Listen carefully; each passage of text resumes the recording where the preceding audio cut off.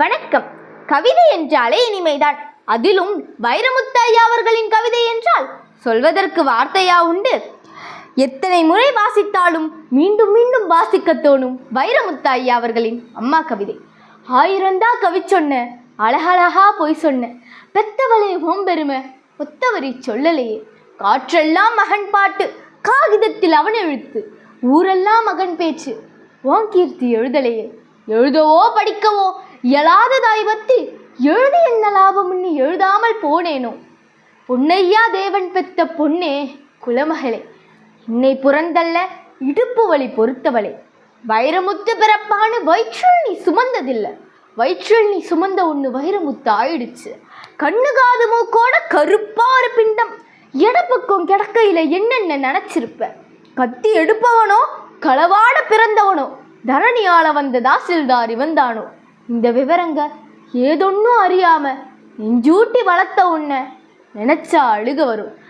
கதன்னு களிக்கிண்டி களிக்குள்ள குழி வெட்டி கருப்பட்டி நல்லெண்ணெய் கலந்து தருவாயே, தொண்டையில அதிரங்கும் சுகமான இளஞ்சூடு, மண்டையில இன்னும் மசமுன்னு நிக்குதம்மா.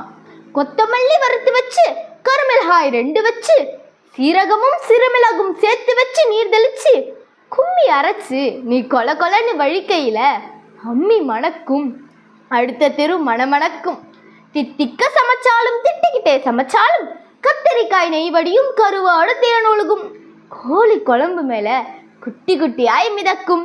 தேங்காய் சில்லுக்கு தேகமெல்லாம் எச்சிலூறும்.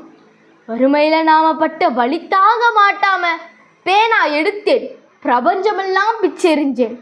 பாசம் வந்த வேலையிலே காசு பணம் கூடலையே, காசு வந்த வேலையிலே பாசம் வந்து சேரலையே.